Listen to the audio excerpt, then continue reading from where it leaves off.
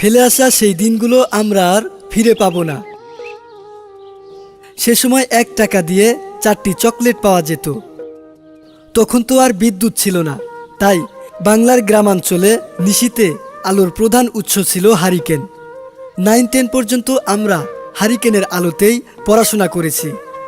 হারিকেনের হলুদাভ মৃদু আলো, কেরোসিনের গন্ধ আমাদের চিরচেনা। সন্ধ্যা হবার আগেই বাসায় ফিরতে হতো। রোজ হারিকেনটা মুছে তেল দিয়ে জ্বালিয়ে দেওয়ার দায়িত্বটা আমার উপর ছিল। একসাথে চাটায় বসে পড়তে বসতাম ভাই বোন মিলে। আর সন্ধ্যায় যখন আশেপাশে কেউ থাকতো না, তখন বইয়ের ভিতরে ময়ূরের পালক বের করে মাপতাম। এরপর তাকে নারিকেল তেল খেতে দিয়ে আবার যথাস্থানে রেখে দিতাম। আমরা ভাবতাম ময়ূরের পালক বড় হয়, যার কাছে যত পালক আছে তাকে তত সমীহ করে চলতাম, যদি সে দয়া করে একটি ময়ূরের পালক দেয়। এভাবে আমাদের গল্পে ময়ূর আর নারিকেল তেল মিশে আছে, যার গন্ধ আমরা এখনো পাই প্রতিটি বইয়ের পাতায় পাতায়। রাত পেরিয়ে ভোর হলেই দল বেঁধে যেতাম মক্তবে কোরআন শিক্ষাটা ভালোভাবে নেওয়ার জন্য। সে সময় একসরে আলিফ বাতা এবং কোরআনের বিভিন্ন সূরা মুখস্থ করা একটা আনন্দময় মুহূর্ত ছিল।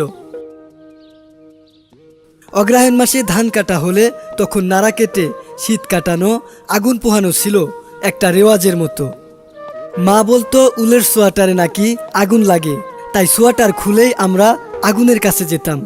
আগুনের ভেতর থেকে পা ঘুরিয়ে আনা আর সুচ দিয়ে আঙুলের চামড়া ফুটো করে গেঁথে রাখা ছিল তৎকালীন সময়ে স্মার্টনেসের সর্বোচ্চ নিদর্শন। আগুন জ্বালালে তাতে নষ্ট কলম পোড়ানো ছিল ট্রেন্ড, যা এই জেনারেশন কখনোই জানবে না। সে সময় আর্থিক সীমাবদ্ধতার কারণে ফুটবল ক্রিকেট কমই খেলা হতো, তবে লাটিম খেলা, দাঁড়াকুটি, কুতকুত খেলা, তালপাতার ঠেলাগাড়ি, নারিকেলের পাতার ঘড়ি ও চশমা কিংবা ঘুড়ি উড়ানো, এসব খেলাগুলো ছিল সবচাইতে জনপ্রিয়।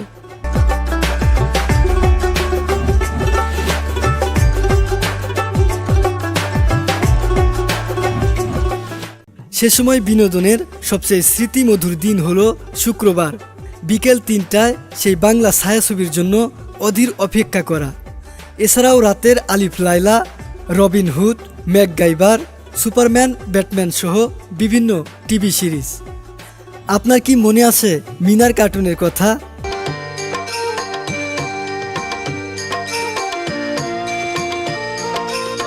মিনার কার্টুন সে সময়ে সবচেয়ে জনপ্রিয় একটি সিরিজ ছিল, যার জন্য অধিক অপেক্ষা করে বসে থাকতাম টিভির সামনে।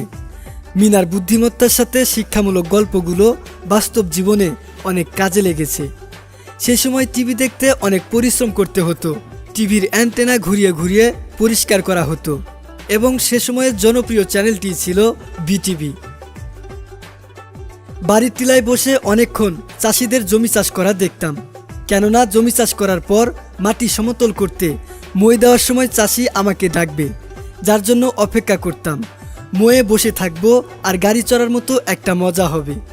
গরুগুলো ক্লান্ত শরীর নিয়েও সামনে এগিয়ে চলতো।